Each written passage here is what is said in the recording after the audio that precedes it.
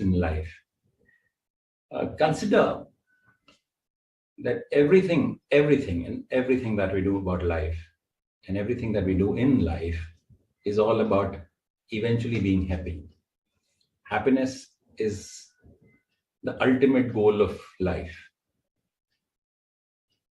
Levels of happiness could vary, but the higher the level of happiness, the best it works. Favorite line that I always, love to talk about, and something that I love to use on myself is also that, there is nothing that can't be worked on, right?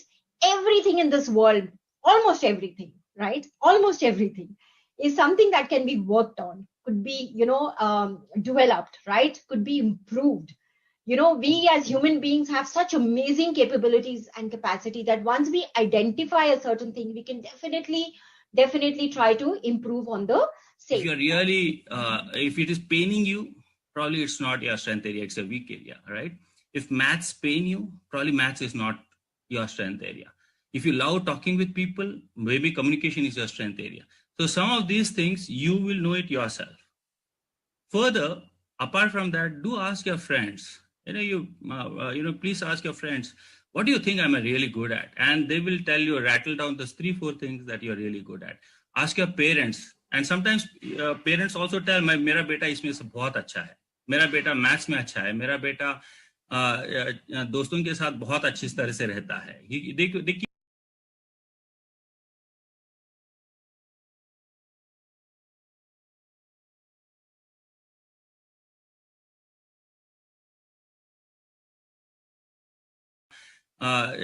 दोस्तों के साथ बहुत अच्छी तरह से रहता है. देखिए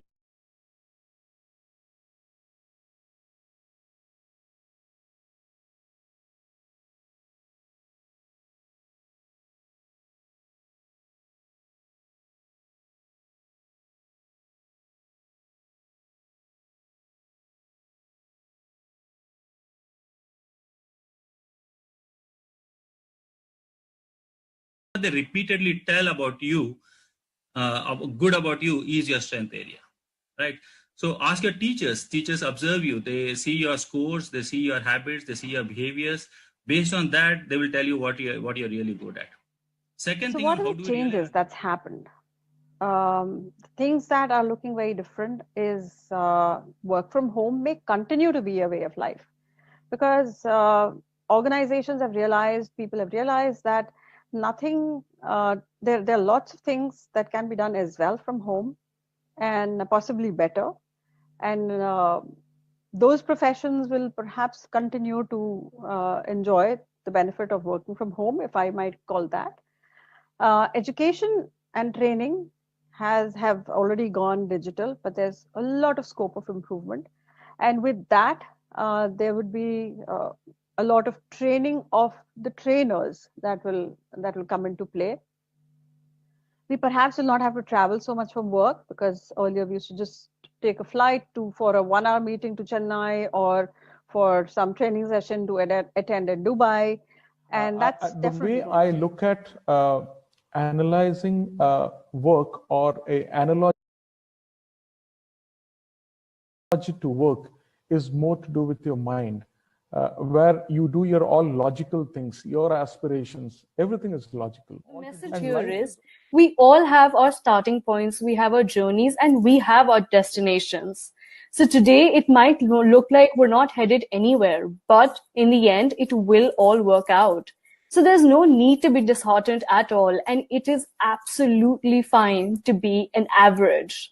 The second part of the story goes where it comes about finding your own mojo. While I was an average student, I ensured just one thing. I kept my desire to learn and keep that fire inside of me ignited. Whether it was traveling, meeting new people, or even exploring new cultures, it was all about upskilling myself for me. Although while learning, I didn't really know where that was actually heading to. But then if I were to look back and think and connect the dots, I have the job that I have today only because of the skills and knowledge that The Time Tracker app is designed to know where and how can your activities be revised and your time can be used effectively. In the Time Tracker template, you're supposed to input your activities and the amount of time you have spent on them. Statistical data will be provided on the basis of that, which will help your mentors to take further action.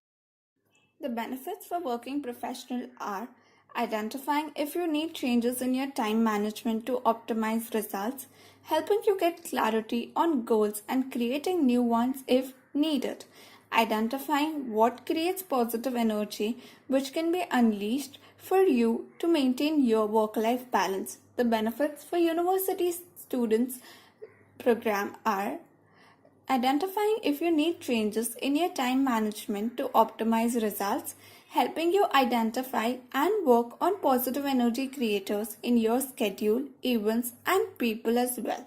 Identifying areas for productivity, success, and happiness.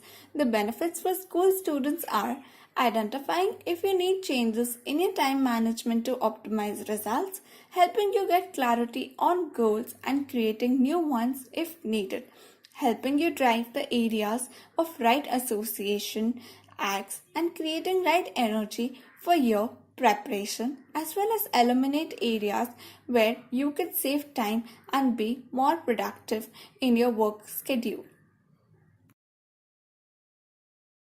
24/7 Chatbot Access program is designed to help you sort some emergency access and avails you the 24/7 support system with qualified counselors. The chat box is open to our learners at all times. You can clear your doubts and queries by simply dropping a question here, and we will try our best to answer them as soon as possible and to the best of our ability. Benefits of the 24/7 chatbot access for working professionals are: it makes your life easier, it makes you stress-free, it helps you to avail expert advice which will help you in life to go further. Benefits of 24/7 chatbot access program for university students are: it helps you minimize the exam stress, it helps in finding out the life goals. Benefits of the 24/7 chatbot access program for school students are: it helps to reduce stress during exams, and it helps to access counseling sessions and different webinars at Mentor Mitr.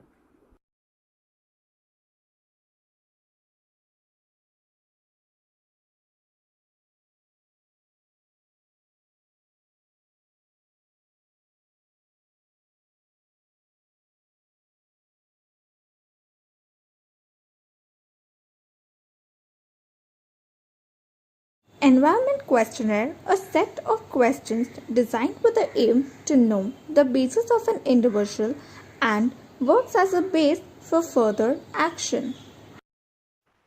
This is the questionnaire section. Here, you will be required to provide a few basic information about yourself, such as your current educational status, your future goals, etc. This is just to draw a precursory sketch before you begin your journey with us and our mentors. The benefits of the environment questionnaire for working executives is knowing your version and work towards making it better. Gap analysis is done to find right solutions, understanding and identifying your needs from the base and working towards it, as well as knowing and identifying your goals and what needs to be done next. The benefits of the environment questionnaire for university students is knowing their version and making it better, bringing you from the zone of concern to the zone of comfort, assist you adequately using your environment and support system, as well as recognizing the needs from the very beginning and working on the same. The benefits of environment questionnaire for school students is knowing their version and making it better with an external expert view, help them leverage their environment and support system to drive them correctly, help them bridge a gap. All the constituents of our program, we also cater to the mental health of an individual, which ultimately helps an individual in case of working executives to affirm their right goals, identify their negative emotions, and create positive affirmations, Flexible counseling helps reinforce behavior needed to improve the quality of life. A buddy and mentor who becomes part of your growth journey. In case of university students, it helps them deal with relationships better and put the right perspective, identifies one's negative emotions and worries and creates positive affirmations. Flexible counseling help reinforce behavior needed to improve their quality of life.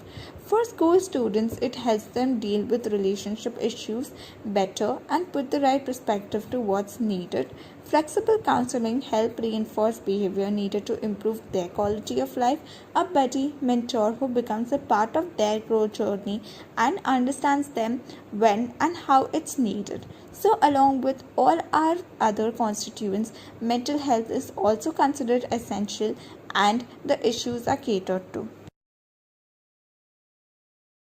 This is the clip from a live session that we have every Friday on Instagram. Various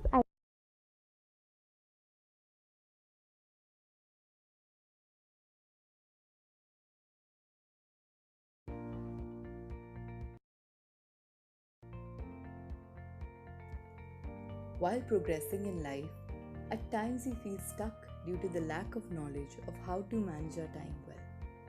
Deciding how to prioritize the different facets of daily self-management gets hectic, whether it's for school students, university students, or working people. The lack of motivation, a great amount of workload, and the expectations at the academic front, in college, or at one's workplace is draining for an individual. Under such circumstances, a helping hand can instruct and support us in setting the right direction for our goals. At Mitr, we engage with individuals wherever they are in their journey of career development and help them learn life skills to manage complex situations while enhancing their potential and performance to optimum. Our involvement helps individuals to set the right goals and create options by following an objective process, thereby enabling them to define and manage their priorities. We help them generate self-awareness and teach them how to prioritize their time effectively. We also enhance their emotional quotient with techniques like mind mapping and dealing with success and failure to reinforce their goals and processes, while also grooming them with soft skills that are necessary for the competitive selection process, thus making them confident and prepared for success.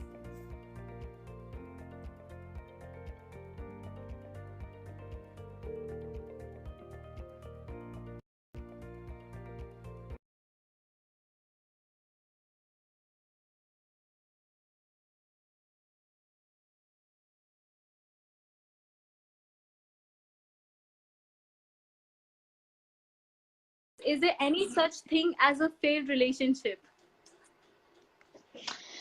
Yeah, great question. I truly think no. I really think that relationships are a mirror of ourselves, and we basically see ourselves in relationships, right? So every relationship, from my experience working with clients as a relationship coach, has shown me that any type of relationship, no matter what the outcome, helps us to grow, become stronger, and also become closer to what we really want, right? Because oftentimes we don't really know. Like, it takes so many years and years to really know, and so many failures, so many challenges. So to me, there's really no failed relationship. I really believe that any relationship will make us stronger, will make us find our true self. That was beautifully answered by you, Maike. So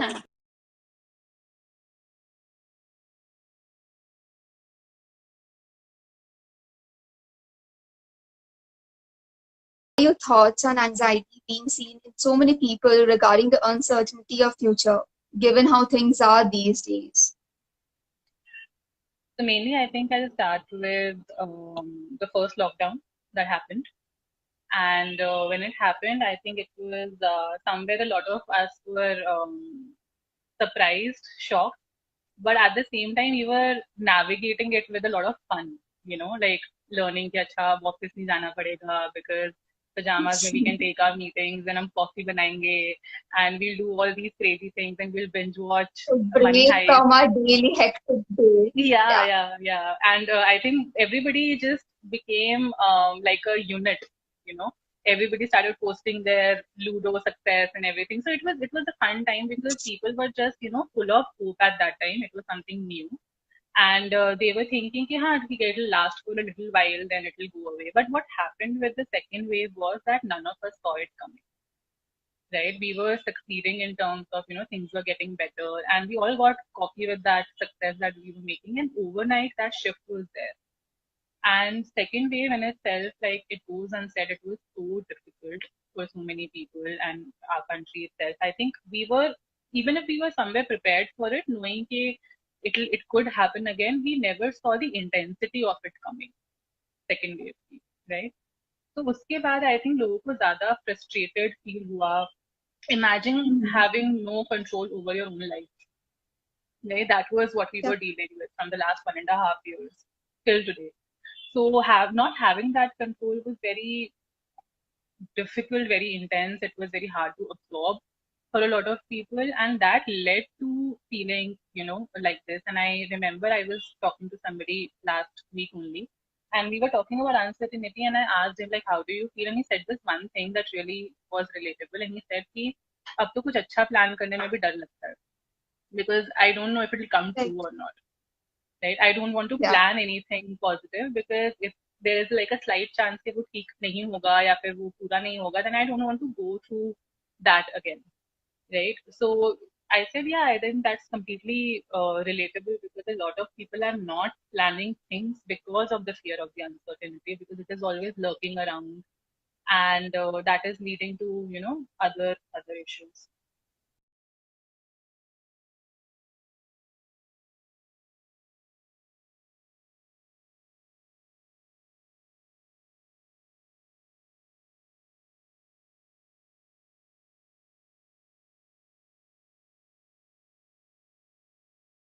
We'll be talking about critical thinking and how do you make decisions based on that. Yeah.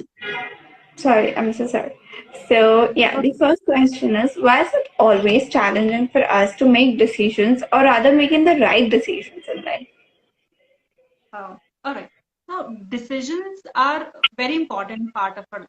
And now every day we take a lot many decisions, be it small one, little decisions every day that we take, and bigger decisions that has greater impact on our lives, right? So majorly there are two kinds of decisions that we take. One is a simple decision. It could be as simple as what should I have, tea or coffee? Or what should I have in my breakfast, right? So that is simple decision, and whatever I choose can be basis what is available to me, what is feasible, what I like, what I am in a mood to have, right? And that does not require a lot of challenges that we face, right? And decision what I do is does not also impact my life a lot, right? Even if I have a tea or coffee, that does not gonna hamper my life so much. But there are complex decisions that we're supposed to take in our life, and they have major and great impact in our lives. That they change our lives the way we take decisions, and that's the reason it's very very challenging always. Now, also there are a lot of decisions of us are based on our biases, our influences, or the background that we come from, right? And we tend to take incorrect decisions or sometimes not appropriate decisions for us, and we regret it later. And that's the reason everybody is very conscious about while they take decisions about career or relocating to a new city, even like buying a gadget or investing money, right? So what are your biases? Sometimes we tend to go like, are you influenced by somebody while buying something or choosing something? Or there is a certain pattern of, like, we call it cognitive biases. There's a certain pattern, like gender-based profession. So we have the tendency ki, okay, girls can be this, boys can be this.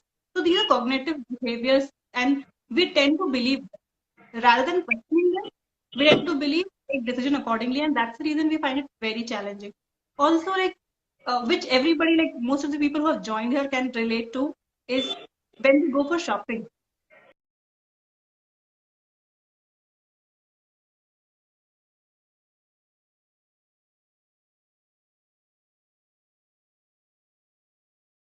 What does actually 5 a.m. concept mean?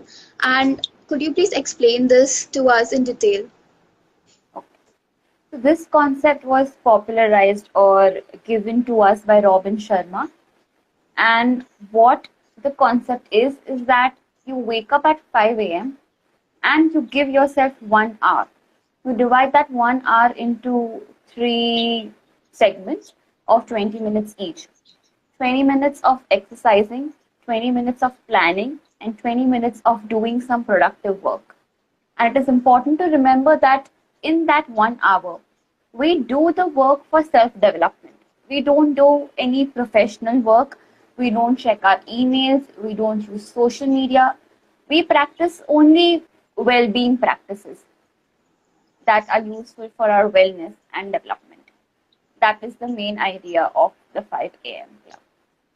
Thank you, ma'am. It was in. So, ma'am, is it practically possible to follow 5 a.m. routine daily? So earlier, even I used to feel that it's impossible to wake up at 5 a.m. Like, who even does that? But I spoke to a lot of people, I joined a community, and it is possible to wake up at 5 a.m. Of course, in the beginning, it can be very difficult, very tiring, very strenuous. But with practice, it can be, you can ease into it. And it is possible, it is practical enough. So, ma'am, could you please point out some advantages of 5 a.m. routine? So the very first advantage of the 5 a.m. routine is that you get some extra time just to yourself. When you wake up at 5 a.m., most of the people are asleep. So you have that quiet time to yourself. And at that time, you can work on the things which may be a little difficult for you, or the work where you need a lot of concentration, but you get distracted a lot. You start talking to someone, or there's a lot of noise around, or you have to attend to someone. So, you're unable to do that work. And that kind of work can be easily done with the 5 a.m. routine because that 1 hour is just for you. I also read a story of an author who used to find it very difficult to write. But when they started with the 5 a.m. routine, they had that time to themselves where they did not get distracted by anything else and they felt so focused. So, this is one of the benefits.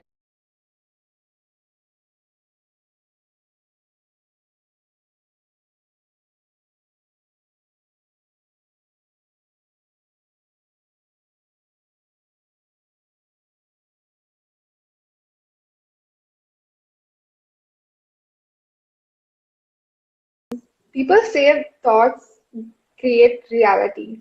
What are your thoughts and views on this?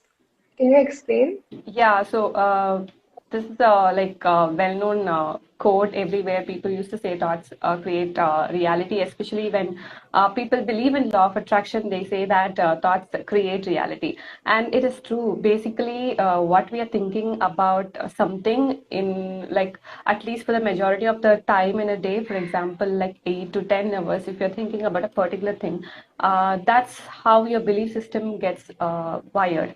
So according to your thought, your belief system forms a pattern, and based on your belief system is how you act in your everyday life. So if you're believing about something, that's how you react to certain situation. And so that's how everyone says that thoughts create reality because your thoughts are going to it's going to be a major part for your belief system, and your belief system is based on how you how you react and respond to it. So it all is interconnected, and that's why your thoughts create reality. So you have to be really tracking what you're thinking in a day. And for example, if it is going to be a negative thought or something, obviously you're gonna ruin your day. If you're fearing about something or some it's definitely.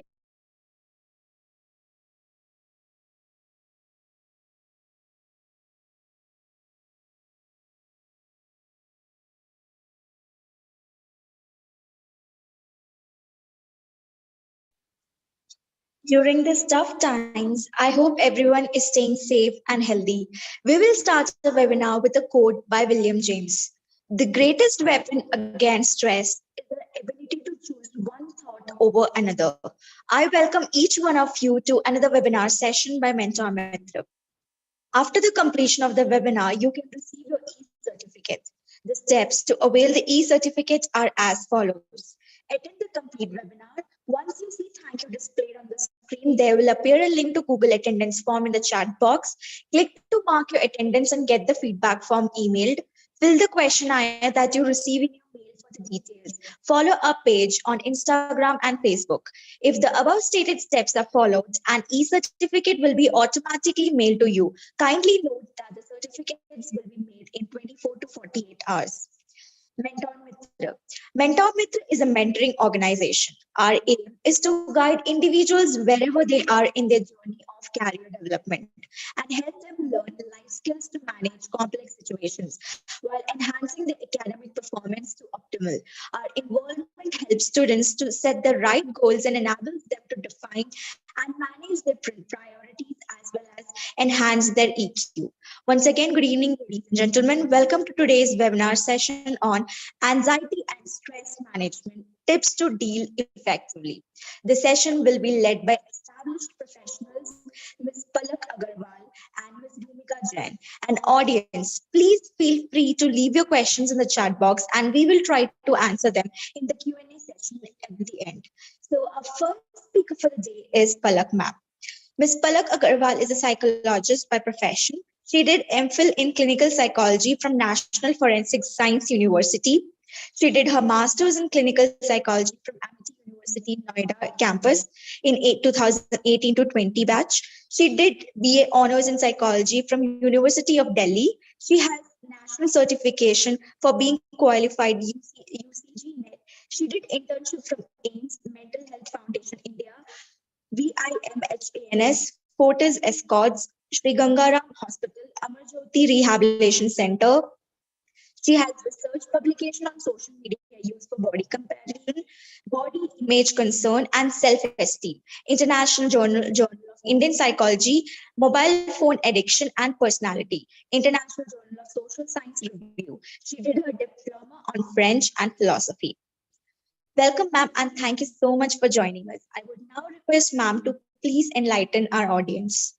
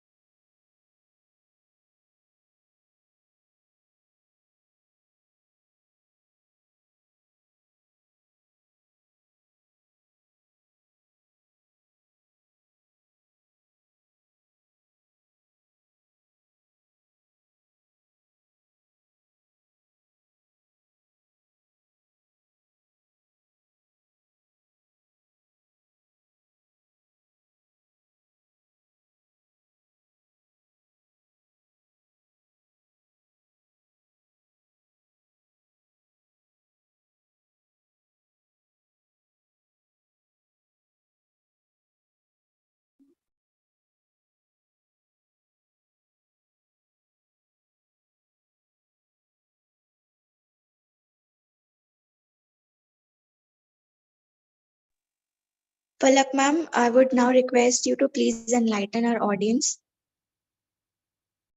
Am I audible? Yes, ma'am, you're audible. Is my video visible to everybody?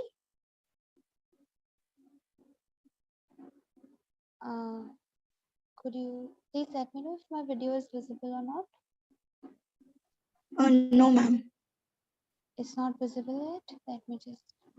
Is it visible now? Yes, ma'am, now it's visible. All right.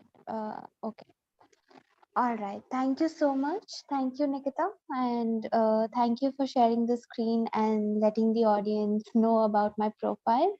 So adding to this, I'm a psychologist by profession, and I've been seeing various clients suffering with various kinds of disorders and distress.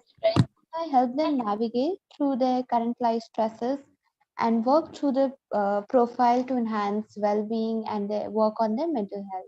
I also have been delivering very mental health programs on various platforms and ventures. And today we shall be talking to you about anxiety and stress. I think today's topic is such that everybody who has been listening to us, who's been watching us, and who's been there as a part of our session, I think somewhere all of them can relate to this topic.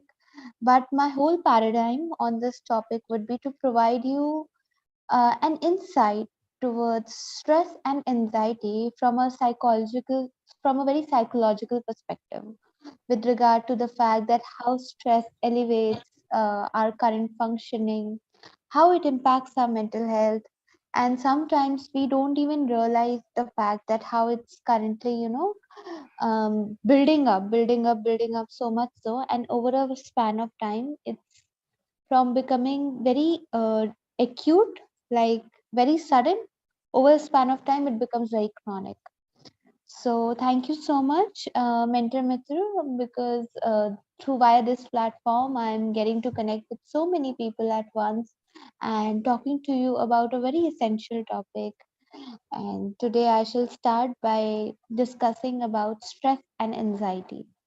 So stress and anxiety, I think most of us have struggled with this, have felt it at some point or the other in our lives, and so much so that sometimes we could cope with it, and sometimes it was just too overwhelming to cope with it. So stress and anxiety is a part and parcel of life, and stressors, which we technically call as events of our life that becomes overwhelming for us to cope with it, is subjective for every person. For you it might be different, for me it might be different, but the presence of stressors is common for all. When we talk about anxiety, so anxiety has this common phenomena, of having everything right in your life, but the level of anxiety can impact performance in various domains.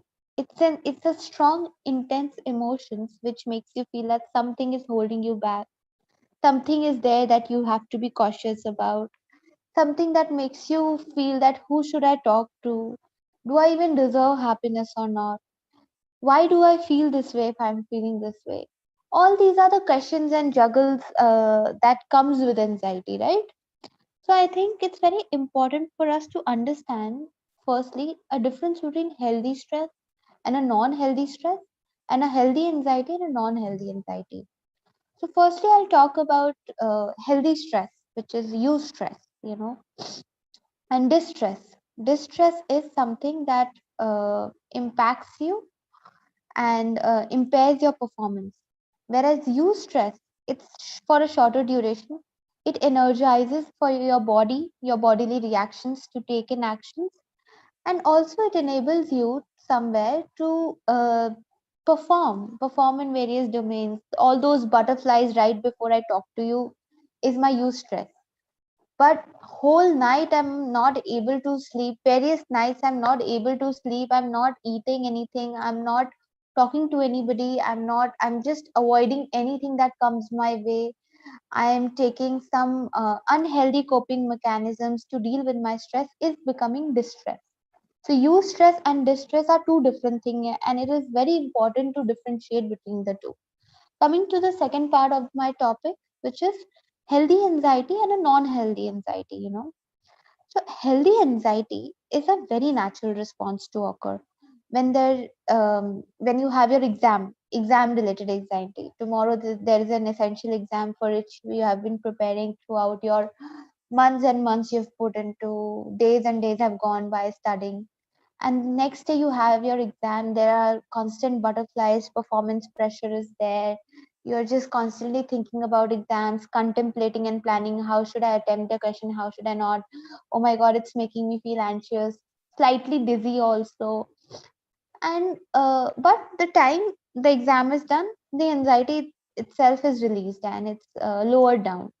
That is your healthy anxiety. But when you talk about unhealthy anxiety is a pathological anxiety. And a pathological anxiety has a component of prolongedness to it. It's very chronic in nature. Over a span of time, it will continue.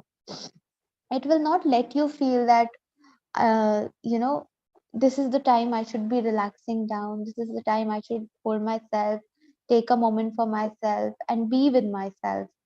It will, there's this constant inability to relax. You're not able to shut down anything in life, and just the hyper vigilance over a span of time continues, even when there's stressor present or even when it is not, you know. That is where the term pathological anxiety comes, and where we suggest for anybody who is suffering through this level of anxiety, you know, uh, should be taking some kind of help, whether it's psychiatric in nature, psychological in nature. But the help becomes very, very necessary. Some kind of intervention is very important. Some common symptoms of anxiety that I'll talk about is at three different levels it occurs, you know, at your physiological level, at social level, and at psychological level. So firstly, we'll talk about the psychological level. In psychological level, you know, you just feel that you should not be interacting with anybody. There's this constant unhealthy coping mechanisms that you imply avoidance. You wouldn't feel like talking to anybody. You would just constantly feel some sort of a lowered self-esteem. You'd always doubt yourself, whether will I be able to do it or not. Constant evaluation and judgment of yourself. And there is also an essential component that you would worry about anxiety, that we call it in technical term as meta worry. So meta worry is basically worrying about worrying. Why am I having anxiety? Why am I worrying so much? This worry, the presence of worry is also creating anxiety for me.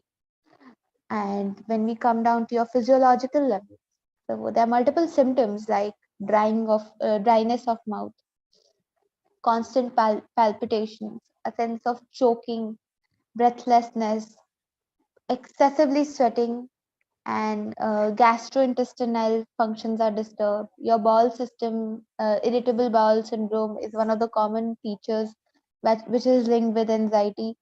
Then also a lot of palpitations, tremors, shaking, and shaking of hands, restlessness, muscle tension, all these things, muscle contractions, reduced sleep, reduced appetite comes under your physiological level. Then we talk about social level. At social level, when we face the public, you're constantly hyper vigilant. How should I talk to? How will the other person perceive me? I'll always be judged negatively and evaluated very, very negatively. There'll be a constant criticism. People will doubt me. People will doubt my intentions. And I will also have doubts on myself. And I'll view other people as negatively evaluating me. Constant fear of criticism, constant fear of judgment, you know. There's this anxiousness which leads to avoidant behavior of all your social cultural activity that earlier you were part of. So anxiety, we see, it's just not hampering our life at psychological level, not just detrimental to your mental health, but also to your physical health and also to your social sphere of life, you know.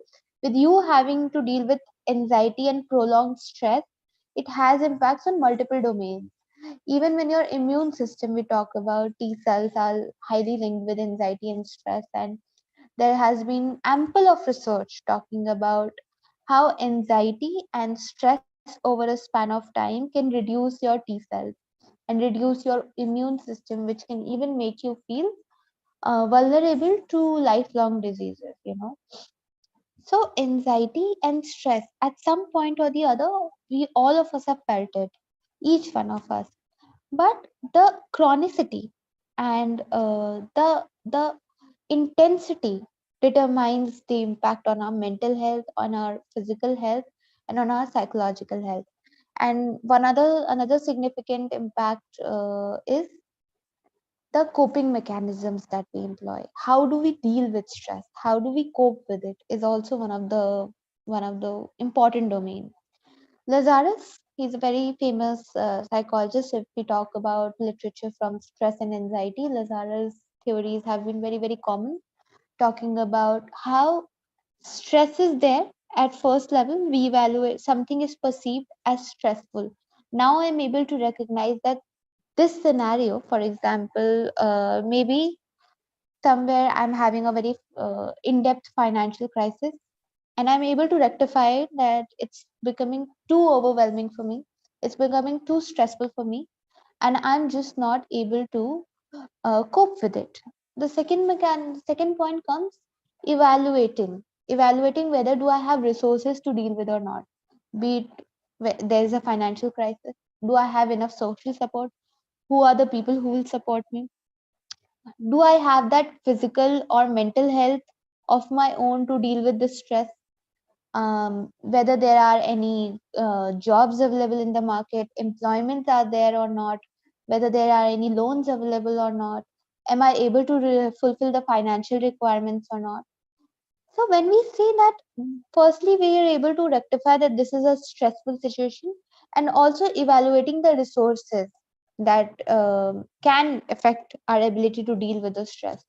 When both these factors are affected, which means that when stressors are very, very significant and very, very increasing over a span of time, that stressors are building up, and my resources are depleting over a span of time, that is where stress and chronic stress becomes harmful for me, in which I feel either do I have to fight with this scenario, or to avoid or take a flight from this scene, or in this situation, which we call as flight and fight syndrome.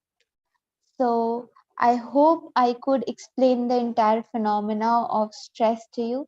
Is there anybody who would like to ask any question in between the session? Anybody? Or Ma'am, actually the Q&A session is at the end. all right, fine. Okay, so coming to the second part of the conversation, which talks about anxiety. And anxiety is something that makes us feel that if there's, as I spoke to you about the component of meta worry. The meta worry is, if I don't worry, something adverse will happen. So I have to worry in order to deal with something. So anxiety itself is becoming stressful for me, and I'm coping with the anxiety in a very unhealthy manner. The fact that I'm dealing with anxiety by thinking that I have to worry in order to avoid the adverse consequences. If I don't worry, something bad will happen, so I have to worry, is we talk about as meta worry, or the component of type 2 worry in anxiety, which is very common. Sometimes people have this constant thoughts going on in themselves and constantly juggling with it, but are not able to identify it. So I'll just explain to you with a loop of anxiety, that there's a trigger from the environment. Once there's a trigger, there is your constant bodily reactions, palpitations, and all that. Then there's a psychological reaction, that you're unable to deal with it, reduced concentration, your self-esteem is lowered. Then that anxiety makes you feel that if I'm not worrying about this phenomena, if I'm not worrying about this event, I'm also I'm gonna have to face an adverse consequences in the future. So I have to worry in order to deal with this scenario. So this is type 2 worry, which is linked with anxiety, and in many anxiety disorders it's prevalent, especially with regard to generalized anxiety disorder. So meta worry, which is worry about worry, also creates a loop. It becomes a web, and the person having these thoughts and emotions is constantly, there is a cyclic process that we're coming back to again and again over a span of time. People with anxiety disorders also have intolerance to uncertainty. if there's something related to anything that they don't know about, anything that they feel that they lack knowledge or control over, they'll worry about it. There's intolerance to uncertainty. What if something bad happens in future? There's always negative evaluation of the future, a worry related to future. And I don't know, if something uncertain will happen, it has to be bad. There is this constant conclusion regarding that. At thought level, it's a very all or none kind of thinking. Bad ही होगा, अच्छा तो होगा ही नहीं, it will always be bad. So a negative feedback loop, which we call as negative thinking, is also related with our anxiety, which in turn also creates a high level of cortisols in the body and also leads to higher level of anxiety. Again, over a span of time, as we talked about meta worry, there's also feeling on the edge. People with anxiety always feel on the edge that, if I'm not able to cope with it, what will happen? If I don't make it, if I don't make through this entrance, what will happen? Something will always go wrong. Something will always go wrong. And that is the reason I have to be hyper vigilant. And you will always see their body language, just very restless over a span of time, very restless. Even when they're sleeping, while sleeping also, there's this constant thoughts, there's this constant urge for them to, do things right, everything to be ensuring as very, very right and very, very as per their needs and demands right before they go to sleep. And while sleeping also, they'll have thoughts and juggles. Oh, what if this happens? What if that happens tomorrow? Even when something good happens, they'll always blame it on the external environment. Oh, it was just very situational. Why will it last longer in life? Oh, it could. The good part is very, very temporary in there as well. Whereas the negative outcome is evaluated and viewed as something which is very, very catastrophizing. It is something very big. It will not end over a span of time. Nothing is going to get fine, and life has to be lived like that. And if I'm not able to cope with it, something adverse will happen. That is why I have to hold to my anxiety. A lot of emotions, a lot of constant urges, a lot of physiological reactions, psychological arousal, a lot of social factors come into anxiety. And when we are unable to rectify these, it creates to a loop, a kind of spider's web, where we are just stuck over this over a span of time. But if there are ways to even get out of it, firstly, to acknowledge that I am having anxiety and to seek help. And it's completely fine for anybody to seek help. The other day I had a discussion with somebody of my known, and they were just talking to me, and they just told me that I'm having anxiety issues for which I've been seeking intervention. But there are people in the environment who are calling me weak. So I think for somebody who's having anxiety issues, prolonged chronic stress, and we label them as weak and as somebody who is not able to cope with their daily life activities, somebody who is just so um, you know weak in themselves, just so downgraded by themselves that they have to seek help. It somewhere lowers their motivation also to seek help. And imagine, we are the people who are actually making these people stay in that loop. We are the factors we are the contributing factors and the maintaining factors, which is why these people are unable to get help. So it's very important that somebody who's having anxiety issues, somebody who's having chronic stress, is able to seek some kind of social support. And for anybody we witness in our environment going through this, we are encouraging them to seek help, to seek therapy, and it's completely fine. Therapy is not some people tell me that therapy is a very, very directive position where a therapist takes a very authoritarian kind of a position, and the client on the contrary is constantly seeking consultations, advices, suggestions. But such is not the case. As a professional, as a psychologist, I will talk to you about therapy is just not Therapy is just not about your feeling a sense of superiority over somebody, but therapy is a journey. It has to do with a connection between your therapist and your client, where you're able to understand your client from his or her perspective, evaluate all kind of situations from his perspective. What is he having, what is he not, how is the pattern that he's been coping with it, how can we work upon it to togetherly in a very collaborative manner to break the negative loop, the negative feedback loop, and come back to healthier coping ways. And it is just never the fact that therapist is giving some kind of advice to the person, but it is always so that we help navigate people through their problems. And that is where it's becoming very essential to consult a professional, don't go to anybody, any lay person. Of course they can provide a tremendous amount of social support, but somebody who knows how to work upon it by taking your account into consideration, by taking your history into consideration, by understanding you completely, is a very different paradigm altogether. So I think consulting a professional becomes very important. When you go to somebody professional, it's a different kind of journey, different kind of aura altogether.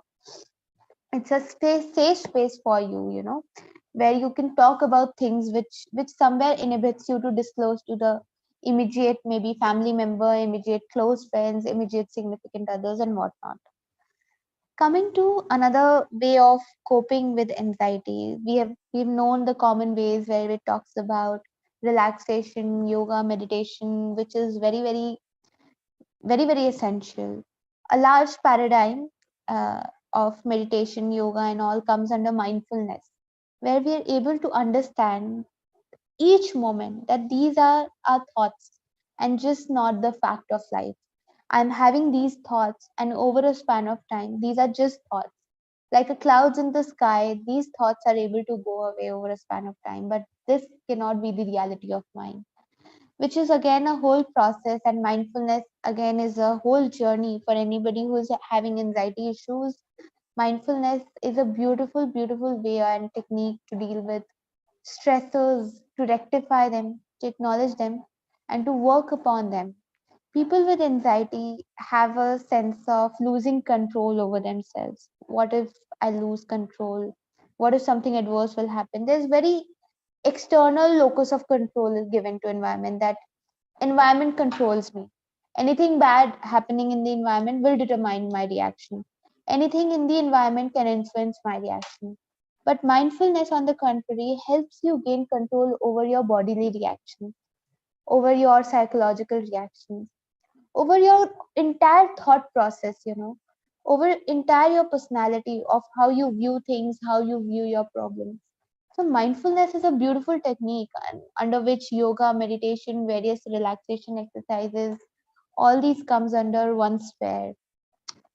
Another way of coping with stress and anxiety is humor. A lot of times, currently in today's scenario, there are multiple sources which are becoming stressful for us, be it our immediate environment, along with the factor that we're all connected through social media. We're working professional, maybe there's this constant in touch with our organizations, with our bosses, with our current employers, employees, and subordinates or colleagues. You're supposed to do this work or by this in this date. Is there some network issue, Nikita? If Am I audible? Yeah, you are. Okay. So there's this constant touch with the online world that we're living in. A click off, or a tinkle off, or any notification that we receive and all becomes a very significant source of stress, even though we acknowledge it or we don't. We are connected on various platforms, various groups. Sometimes we're overburdened with the task. Sometimes we don't have anything, or we don't as compared to other people who are busy in their lives, we see them through social media that, oh, my friend is doing this, my friend is having such a great life over there, whereas Me, on the other hand, I don't have anything on my plate. So all these factors are becoming sources of stress. As our current Gen Z and millennials are, we're all growing older together, there's this technological change that becomes a very boon for us, but also a very, very significant drawback for us if we're not able to use it judicially. So technical sources like our phones, our laptops, the internet world is also contributing to a major stressful factors, a major factor for people to have anxiety. And sources of stress over a span of time are getting added and added and added. We connected with people physically as we meet and all, but we're also connected with people virtually. The two worlds we're living in together. There's this physical world and there's this virtual world. So sources of stress are adding and adding. But sources to deal with stress, are we able to acknowledge and rectify that? Do we have enough sources to deal with stress? And if not, we have to figure out ways to deal with stress and anxiety. As I spoke to you about mindfulness, taking some kind of therapy or intervention. Another great way is humor. I have seen, like, after there's a 9 to 5 job that most of the people are doing, or 10 to 6 p.m. job, and so many serious things have taken place, that the humor, or the sense of smiling, laughing, and the sense of having a contact comfort with the family and having a jovial gala time is also depleting over a span of time. So I think in families where these sources, with where humor, where jovial, and where togetherness is present, a lot more people are able to deal with stressors and anxiety, because there's a constant presence of social support, and things are taken lightly after a while. There's a balance between taking things seriously and lightly. So I think watching comedy films, going through some comedy movies, and taking things lightly for yourself also, letting it take on humor rather than on anticipation, on contemplating about things and all, is also a great way to deal with stress. Then we talk about another way to deal with stress, that is social support. I think, as I spoke to each one of you here, that therapy is one means. But for a lot of people who could not go to therapy and are requiring some kind of support, it is on us, our friend, I think, our friends, our family members who we see we're able to understand their mood fluctuations, their disturbed pattern of lifestyle because of presence of stress and anxiety. We can be the helpers for them to have a change, to experience a change. If there's this beautiful quote which talks about that, I can't solve all your problems, but I ensure that you don't have to deal with them alone. It's a beautiful saying where people, just by their support, there's a sense of comfort. Even when we're having multiple problems and we know the solution to it, it is sometimes so, I think most of us would have witnessed it, that just by telling our friend we feel lighter. And even when we don't have a solution to it temporarily, it's just a ventilation part to anybody close, and them giving us a sense of comfort that it's okay, everything will become fine. Some small kind of a feedback or assurance that it's going to be fine, and you're doing good, you're able to deal with it, you'll be able to deal with it, is a very beautiful saying, and it's a very, very beautiful comfort that I think only only each of us can do for our loved ones, for the people we care about. That's what becomes very, very significant. So these are the some of the common ways that I spoke to you about dealing with anxiety, the nature of anxiety and stress, and how can we deal with it over a span of time. Still, for anybody who is feeling that it's becoming overwhelming for them to deal with stress and anxiety, I think therapy, seeking counseling, going for some kind of activity, some sort of practice where they feel that they can talk about their things openly as much as they want, somewhere they have a safe space, I would definitely recommend them to go there and talk about their problems. So thank you so much. This is all from my side. Anybody who's having any kind of questions, we can surely take it up. Thank you so much, ma'am, for sharing your experience and valuable advice. Surely everyone listening to it is more informed on this topic. We would reconnect with you during the Q&A session at the end. Okay, all right. Thank you so much. Thank you, ma'am.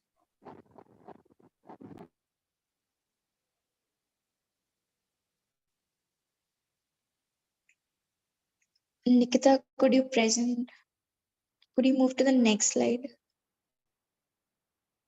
Yeah, so once again, I'll repeat the steps to avail the e-certificate process. Attend the complete webinar. When you see thank you on the screen, there will appear a link to a Google attendance form in the chat box. Click to mark your attendance and get the feedback questionnaire emailed. Fill the questionnaire you get on mail for your details. Follow our page, whether you did or not, is also in the questionnaire. If you did and replied affirmative and actually did not follow a page, you will not get the e-certificates. If all the above stated steps are followed, automatically an e-certificate will be issued online to you. Now, I would like to introduce you to the Mentor Mitra courses that is available. There are programs for working professionals, programs for school students, and programs for university level students. And Mentor Method's spirit and endeavor is to engage with the working people and help them improve their current performance, enhance motivational level, help them plan their short-term goals and long-term goals, enhance their EQ, and help them have better control over work-life balance and eventually success. This test, there are tests, so this test is entirely research-based and used across the world and have been developed by experts with many years of experience and practice. There is a counseling session as well. This is extremely unique feature which provides you 2 structured sessions for 1 hour each and some 8 to 15 minutes counseling session for course correction, motivation, and for solving negative feelings and situations. So there is programs for university students. So the programs for university students are designed to identify their tracks for the future, whether they want to work and grow in the field of study or both. Our digital programs will help you to make more informed choices that are duly evaluated. Know your options clearly and optimize your effort to achieve your long-term and short-term goals. It also has a test as a counseling session. So the next is will provide you the Compass course for direction setting, a 1 month engagement program. Could you please move on to the next slide? Mentor Mitra app. So we also have a Mentor Mitra app. You can download it from the Play Store. So now the second speaker for the day is Bhumika ma'am. Bhumika ma'am is the founder of at the Desi_therapist, an online platform for creating awareness on mental health. She has provided counseling sessions to children, teenagers, and adults, skill development, and conducted mental health workshops for over 10,000 children. She specializes in dealing with depression and anxiety, stress management, adolescent and teen issues, motivation, anger management, and relationship issues. Welcome, ma'am, and thank you so much for joining us. Ma'am, you could now enlighten our audience.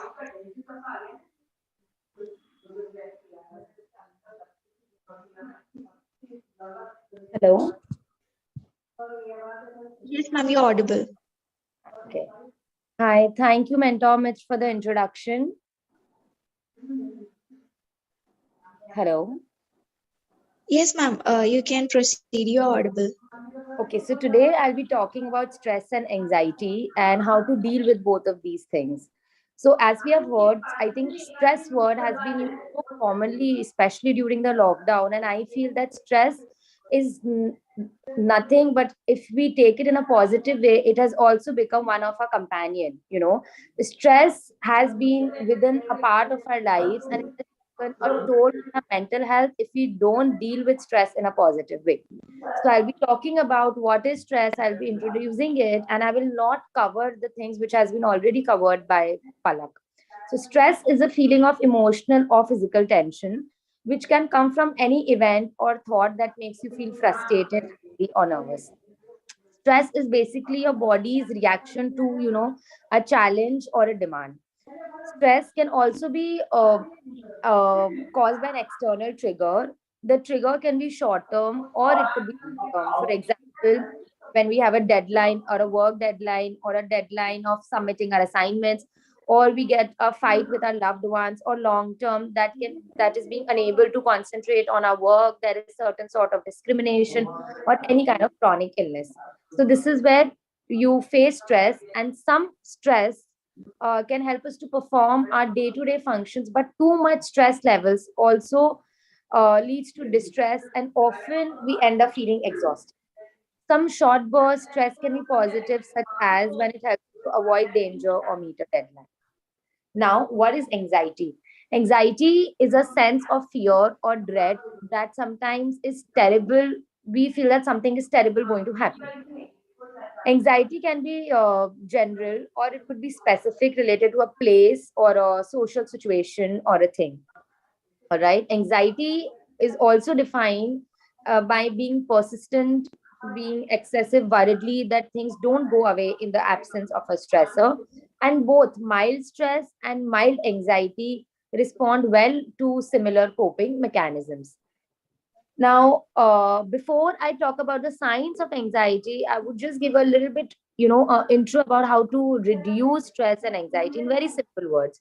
Firstly, we need to prioritize exercise and have a balanced diet. We need to establish a routine and try to do things which will have a personal meaning to your life. I think this is something that is very handy, and it doesn't take too much of stress also in terms of when you have to execute it.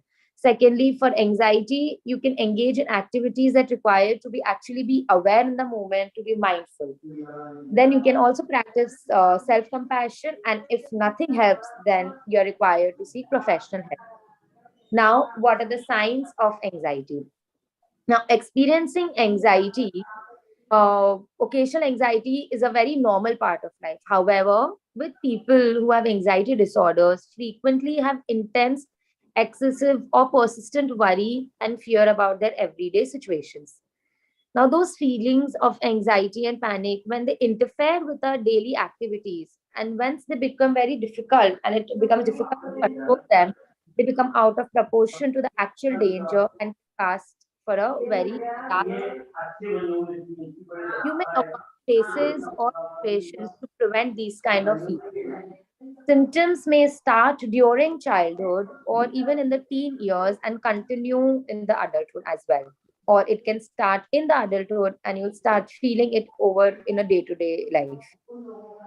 Now, the common anxiety signs that includes are feeling nervous, restless, or tense, having a sense of impending danger, panic, or doom. There could be trembling, sweating. There could be feeling weak and tiredness, being lethargic, having stomach problems. You have trouble sleeping. You also have trouble controlling your worry. There is excessive thought patterns which doesn't work in your favor. You could also have a heart rate, or you start breathing rapidly. There is this urge to avoid things that can trigger anxiety. And it also functions more physical, psychological, or at a behavioral level. When we talk about behavioral, it could be certain sort of some obsessive behavior that you end up doing. You could feel distressful in social situations. And when I'm talking about more in a psychological manner, there could be vivid dreams. There could be, you will feel that, okay, I'm not able to think anything. I'm going blank. So there could be just like mind blowing blank, and there could be decreased memory. So these are the symptoms of anxiety. Your worries may not go away on their own. They may get worse over a period of time if you don't seek help. So it is easier if you recognize these symptoms and go for a professional help. Now, how to help someone with anxiety? Do get an understanding of their anxiety symptoms, because just reading up on anxiety types and the different symptoms can help you to get a good understanding of what the person you care might be going through. The symptoms that I've just described, make a note of these things. Try to understand the intensity or the frequency or the duration of what the person is going through. This in turn can help you to empathize with their experience and identify when they need more support. Do not let them, do let them know that you're there for them. This will typically come as a welcome relief to the person, as and when they realize that they don't have anyone to carry the burden of their anxiety alone. Having this kind of conversation gives the person to chance to see that they have people who care about them, who will want to listen and who will want to feel better. Suffering someone from anxiety could also tell you ways you can help manage their anxiety symptoms. Thirdly, do listen to how they want to be supported. So when you ask a person how you can support them, listen carefully to their preferences. Stop judging them. Do not listen to respond. Just listen to actively listen and understand what the other person is trying to say. They may want to help breaking down a task they're anxious about. They may want you to distract them from their anxious thought, or they may just want someone to talk to. By talking the time to listen and understanding their needs, you can give them emotional support that will really make a difference. Now, lastly, to keep lines of communication open. When it comes to helping someone with anxiety, it is important that you keep an open line of communication with them. If you're able to do so, see the person regularly, as it will help you to manage their anxiety and you will understand your emotional learning as well. Spending one on one time with them so that they have opportunities to talk, and you can also keep in touch over the phone or a video call, or phone once a week, sending them few texts, just checking them how are they feeling and how are they coping up with it. Very important that we don't understand is what to say and what not to say to someone who feels anxious or who has anxiety. Sometimes even people with their best intentions can make a situations worse by saying wrong things to someone with anxiety. For example, what not to say to someone with anxiety. Firstly, don't say, I know what you mean. I too had a panic attack when I saw those rent prices. I'm just giving some kind of examples. Don't say, have you tried meditation, yoga, cutting caffeine, exercise more? Because trust me, when a person is going through these issues, they have already tried and it's not working out for them. That's where the situation becomes out of control. Do not say, are you okay? If you can see that they're not okay, do not expect an answer, because when someone responds you that I'm not doing okay, that's completely fine. Do not say, why aren't you seeing a therapist, or are you on medication? Instead, you can switch these statements with, I'm always here for you. What I can do to help you? Let's go to a quieter place and let's go for a walk. Or instead of, the last thing you can also say, I've noticed that you have been anxious a lot lately. I'm really concerned. Why not you go and see someone? So these are the things that you have to keep things in mind, put them into perspective. And it is recommended that you keep asking them, how big does the problem feel to you right now on a scale of 1 to 10? 1 means you'll forget about it in a minute, or 10 is like, it's a huge thing that has happened to you. And then ask them how big the problem is, will actually help them to realize that it is manageable or no. Or you can say, I get that this is a huge issue, huge, you know, issue that feels. But what's a small piece would be that we can solve this thing together right now and we'll worry about the next piece later. So these are the things that you can keep it in mind when you approach someone who is having anxiety, and who are the things that you have to be careful before you actually open up your mouth and have full intentions for them. Now, what are the physical symptoms of stress? Stress is a very normal human reaction that happens to everyone. In fact, the human body is designed to experience stress and react to it. As I discussed when we just started speaking about what stress is, when you experience changes or challenges, I mean the stressors, your body produces physical and mental responses. That is what stress is. Stress responses help your body to adjust into new situations. Stress can be positive. It helps us keeping alert. It helps us being motivated and ready to avoid danger. For example, If you have an important test coming up, or a stress response might help your body work harder and stay awake longer. But stress becomes a problem when stressors continue without a relief or a period of relaxation.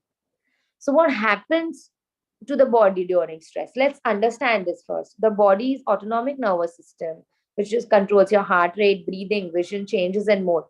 It's built in stress response, the flight or the fight response, that helps the body face stressful situations. So, when a person has long term or a chronic stress, continued activation of the stress response causes wear and tear on the body, which will lead to your physical symptoms, emotional and behavioral symptoms that might seem to develop. Now, when we talk about physical symptoms, they may include, you can have pains, you can have aches, body aches. You will feel that if you go for a CT scan, or if you go for MRI, or if you go for any sort of scan, you will feel, and if you're trying to get a scan to see if you have any kind of pain, acute pain in your body, you will see that nothing comes up. But you will understand that this is coming from some kind of emotional problem that you have been going through, which is resulted in chronic pains. Also, you can also have chest pain or a feeling that your heart is racing, exhaustion or trouble sleeping. You will have weak immune system. You can also have trouble having sex. There could be stomach or digestive problems. There could be muscle tension or jaw clenching. So these can be the physical symptoms, and as well as reproductive issues. Now, it can also lead to emotional and mental health symptoms like sadness. It could be depression, anxiety, loneliness, isolation, problems with memory or concentration, just what we discussed with anxiety. You can also have mood swings, compulsive behavior, feeling overwhelmed, unmotivated, or unfocused. Okay, so these are the symptoms that you can have of stress. Now, the next thing that we are going to move forward is stress good sometimes? If yes, then how? Now, you may think that any type of stress is bad, but that's not the case. As we discussed earlier, if it helps you to perform better, if it helps you to be awake, if it helps you, then it is a good stress, which means you're eustress. Your pulse quickens and your hormones surge, but there is no threat or fear. You might feel this type of stress when you ride a roller coaster, compete in a certain sort of game, or go on a first date. Good stress is short term and it inspires and motivates you. It helps you to focuses on your energy and enhances your performance. You can reflect on it and you will understand why a certain amount of stress is good for you. But both good and the bad stress results in body releasing hormones such as adrenal and cortisol that trigger common signs of stress, which is butterflies in the stomach, racing heart, and sweaty palms. Ultimately, what distinguishes good stress from bad is how you react or feel about the experience. So, there are 5 benefits to it. It will help you to boost your brain power. It can increase immunity in the short term. It can make you feel resilient and it will motivate you to succeed.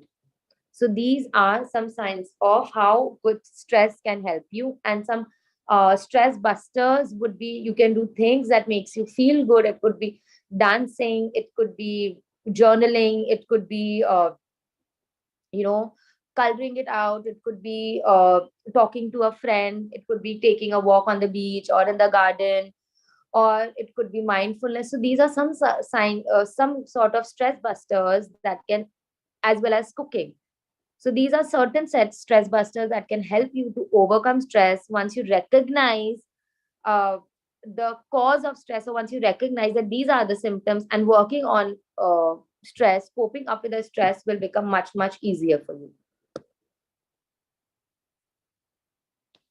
Yes. So from my end, that's about what stress is and how you can cope up with it.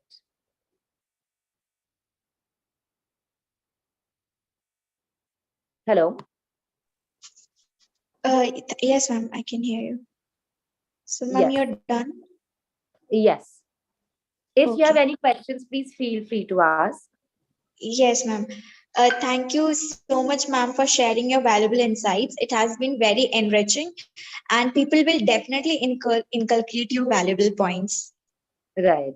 And I forgot to mention, if you are still unable to focus on them and if you feel that you have to reach out as she mentioned at the start, that I have a page named as the Desi Therapist. You can feel free to DM us, and yes, we will always be happy to help you. Yeah, sure, ma'am, sure. So now we would like to proceed to the Q&A session with our audience. So my first question is for Palak ma'am. So how can we control our reaction for anxiety? Hi, am I audible and visible to everybody? Yes, ma'am, you're clearly audible and visible as well. Hi, I think it's a very important question that a viewer has asked about how can we control our reaction to anxiety. So I think the sense of controlling and gaining control over it is a very, very systematic process, and it differs for every individual. What kind of a symptom that they are having. My symptom would be somewhere physiological. For the other person, it could be psychological, wherein I would be having some dryness of mouth, sweating, and all. But the other person might have some, reduced concentration, inability to focus on the task, or inability to enjoy and daily life activities and have a sense of pleasure. So it differs for everybody. There's no one technique or one particular way of coping with anxiety, and that is where the role of intervention comes, because a therapist is somebody who's able to work on you, understanding your own level of coping mechanisms, your own personality type, your own ways of and your own preferences of coping with anxiety, and then mutually working upon it. So I think rather than controlling, intervention becomes very important here. Seeking some kind of intervention, some kind of therapy, some kind of counseling is very essential. I hope I could explain this question, answer to this question. Yes, ma'am, surely. And thank you so much, ma'am. Thank So my next question is for Bhumika, ma'am. How can one effectively deal with anxiety, especially that anxiety attacks anywhere and anytime?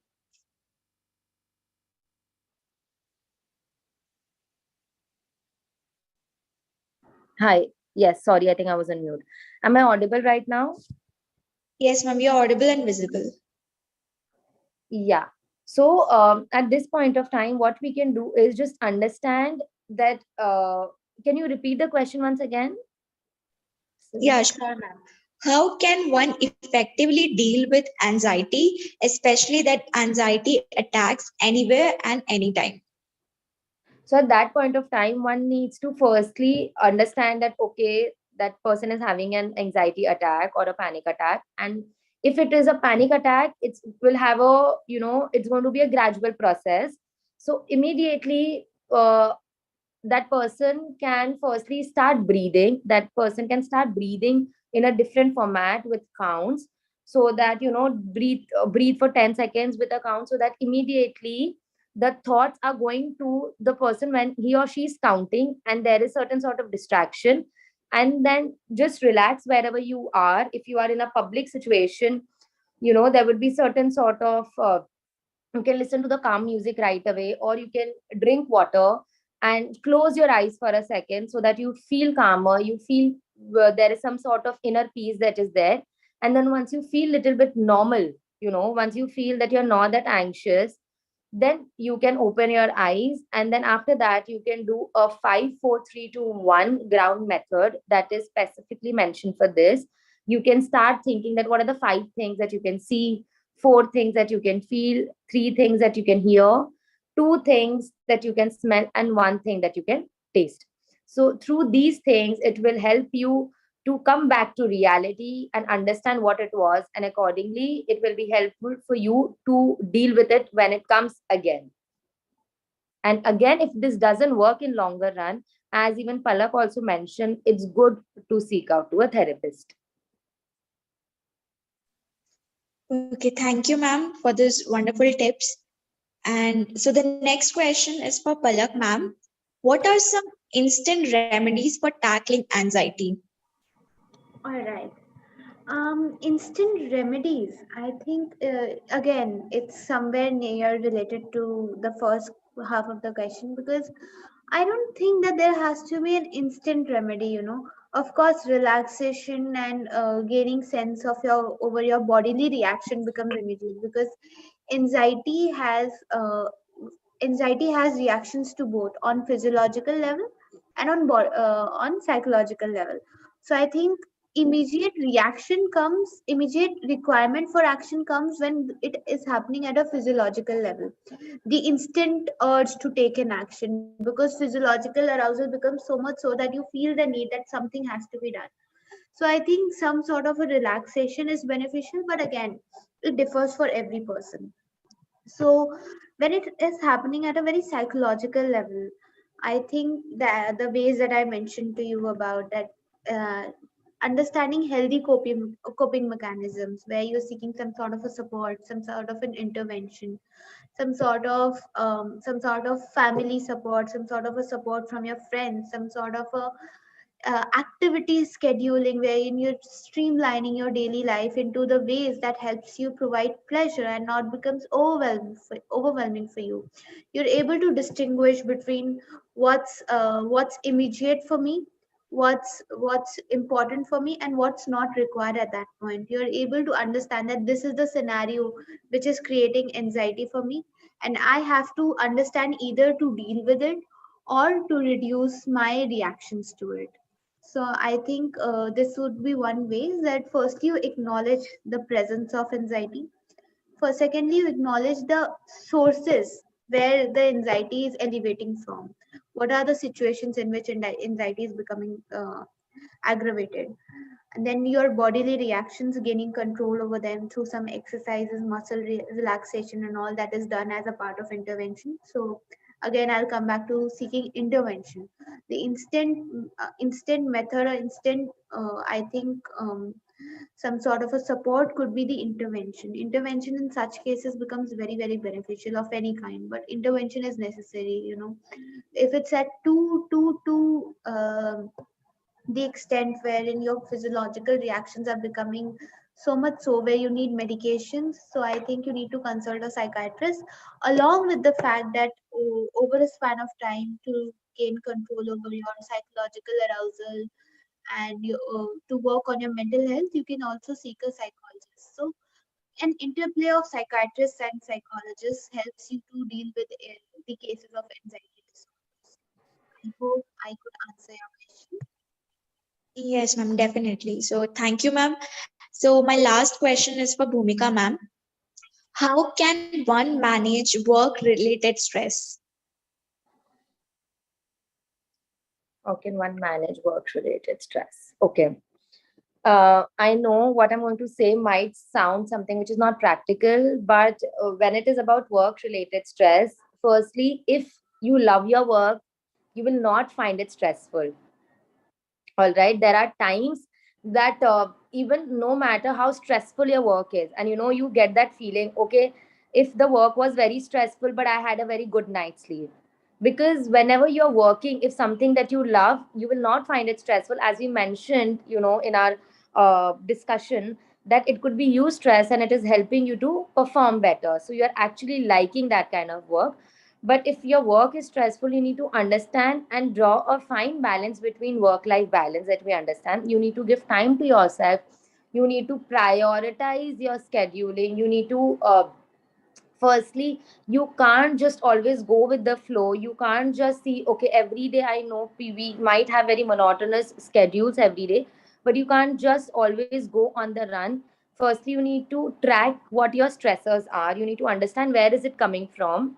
All right, you can also make a note of it, that you are doing the everyday routine that is required. You are giving time to yourself. There are certain aspects that everyone has. For example, in my life, I'm going to have something which is just about me, within me. There is going to be something that is related to with my immediate family members or my friends. Then there could be another level of colleagues, and then the society. So if we keep a balance of all of it along with the work, whatever you're required to do, then it becomes exciting for an individual, and it you will feel that there is some kind of balance you're able to make. Also, you can also keep a journal for a week and try to identify what are the situations that creates the most stress and how you respond to them. As I mentioned, you need to develop healthy responses, you need to establish boundaries, as there is a concept of, okay, it's a weekend. People have started chilling over weekend. People have started taking time off for themselves. People have started working 5 days a week. So I think 2 days a week gives them time to reflect, understand, and in turn, we will see that it is increasing their productivity instead of reaching burnout at an early phase. Talk to your supervisors if needed.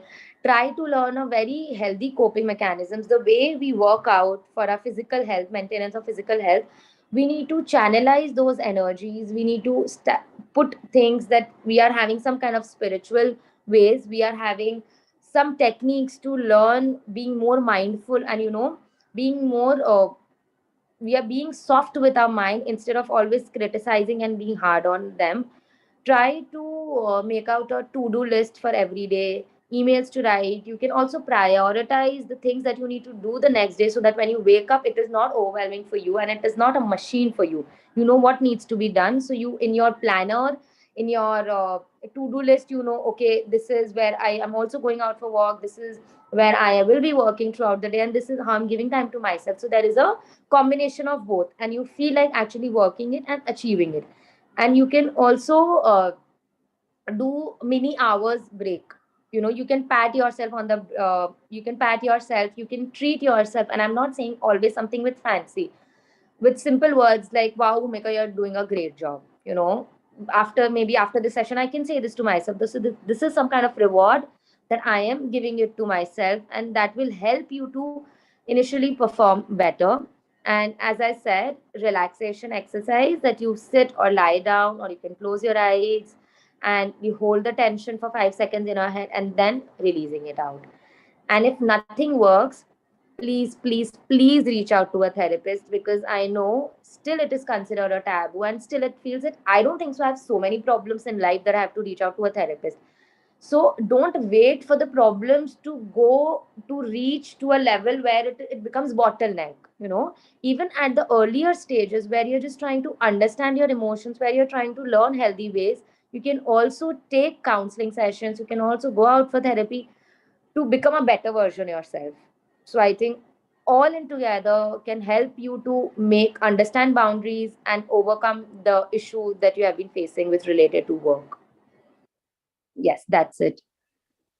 Thank you, ma'am. So I would, yes, ma'am. So I would like to thank our both speakers for giving us the precious time and enlightening us on this topic. I would also love to thank the audience for giving us your time and support. Thank you for attending and engaging in today's session with us. Yes. Thank you so much, Mentor Mitr, for having us here and spreading more and more awareness about mental health. Yes, thank you so much. Thank you, everybody who has been part of this session. Thank you, Bhumika, for joining me in this session, and thank you, Mentor Mitr. Yeah, thanks, Palak. Thank you. Thank you, ma'am. So now I would like to talk about our app. The app is available on Play Store. You all can download the app only on Android. The download is free of cost. Programs are paid. App is available in India, Philippines, Bangladesh, Indonesia, Italy, Malaysia, Nepal, Russia, Spain, and Thailand. It will be launched in other countries soon. Kindly download our app and get help in your career. If you have any queries with the app, please feel free to contact us. This is our app, and there is a link as well as to just download the app from Play Store. And there's a QR code as well. You can just scan the QR code and download the app. Now, I would like to lastly repeat the steps to avail the e-certificate once again. Attend the full webinar. Once you see thank you displayed on the screen, there will appear a link to Google Attendance form in the chat box. Click to mark your attendance and get the feedback form emailed. Fill the questionnaire that you receive on your mail for the details. Follow our page on Instagram and Facebook. If the above stated steps are followed, an e-certificate will be automatically mailed to you. You can contact us through any of the above mentioned platforms with your questions, feedback, and suggestions. Thank you.